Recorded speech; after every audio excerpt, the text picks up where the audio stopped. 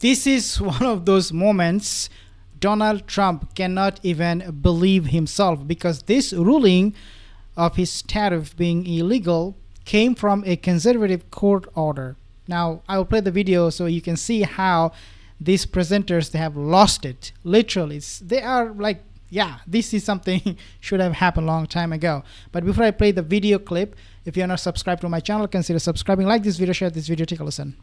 This is one of the most significant cases that the justices have decided in recent years. Here, the Supreme Court ruling that President Trump's use of these emergency tariffs that he has implemented are illegal. It's the most significant economic case to reach the high court in years, sweeping implications for the economy and, of course, for presidential power. And at stake here are billions of dollars in revenue that have already been collected by the government. Pamela Wolf, the other significance here is that this is the first time that the 6-3 conservative court has ruled against President Trump in one of these major cases that have gone before the court since he returned to power in January. Now, we are still going through this case, but this is something we have been waiting for. The court said that it would take up this case on an expedited basis. So they're deciding, even though it's a significant case now, because of course this has enormous implications. So as we go through this opinion now with our team, another outstanding question is what now happens to all that revenue that had been collected. This is something that really wasn't clear from the arguments what they would say about that, if they're going to lay out a plan. So we will continue to go through this, but this is an enormous decision and a rare loss for President Trump before this conservative court. I don't think it's a rare loss, like he's losing every single day. Now, the case revolves around whether the president can use the 1977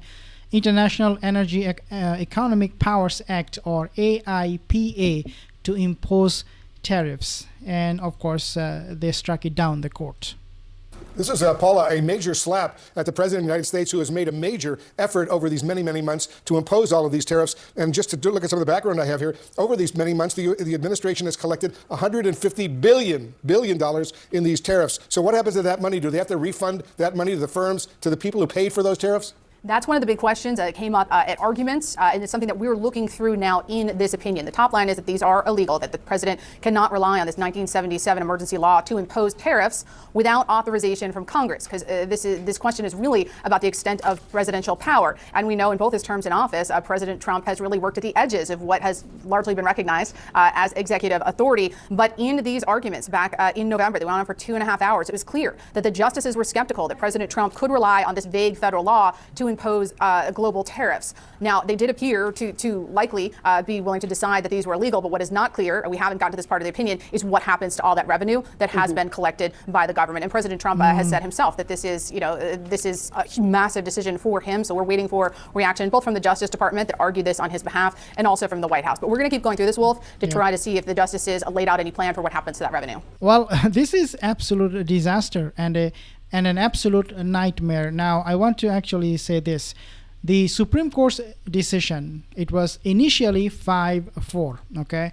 That was the decision, but it was later on clarified to be 6-3 decision on major aspects of the holding. Chief Justice Roberts delivered the court's opinion, if you're not aware of that. Well, stand by. I know you're going to be reading all these opinions and everything. I want to get back to you, but I want to bring in our senior legal analyst, Ellie Honig, right now. Ellie, as I said, this is a huge setback for the President of the United States, and this has been a traditionally conservative Supreme Court, but they ruled that all of these tariffs that Trump has imposed over these many months are illegal. It's a big deal.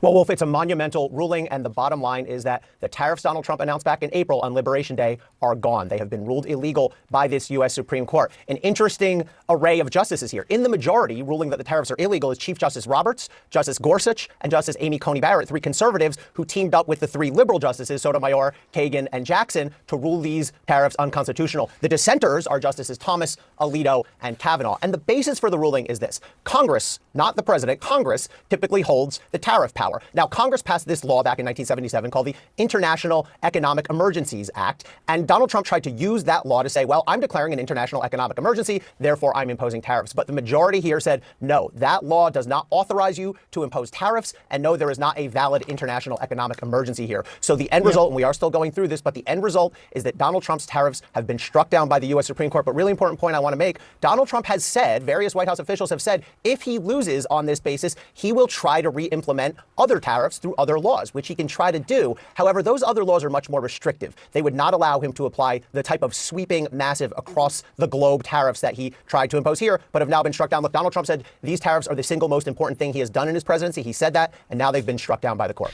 Absolutely. I mean, he was this guy, Donald Trump, he was boasting about this, that there is something called tariff, and this is my favorite word in the dictionary. I love tariff. I love tariff. I like tariff. Blah, blah, blah, blah, blah. The decision involves, though, a complex division of opinions, if you do not know, with different justices joining various subparts of the ruling. The full opinion spans 170 pages, requiring careful analysis to understand which justices joined each part of the decision. So it was a very complex thing. Right. The administration has made clear that if the court strikes this down, that they'll look at other tariff authorities to use. But bottom line here, Ellie, how big of a mess does this ruling create, given the fact that the administration says it has already received $150 billion in revenue, largely paid for by American businesses? Do they get a refund? What happens now? Yeah, so it's hard to think of a case that has broader implications politically and legally and economically than this one. I know a lot of people are watching for this one. We don't yet have the answer. This was a question that came up during the oral argument. Amy Coney Barrett in particular asked the lawyers, well, what do we do with the $100+ billion that have already been paid by American importers, by American manufacturers? We're going to look carefully at this. I know Paul is reading this very carefully, but that's a huge question. Will there be some sort of mass refund program? Will the court rule that the tariffs are dead from here on out, but there are no repayments? We will let you know as soon as we get an answer to that one. I mean, this is a big mess, probably the biggest mess in U.S.'s history. Now you have $150 billion that needs to be refunded or has to have some kind of accounting done on them, and this is a huge task. It's going to take a lot of manpower, a lot of money, a lot of time.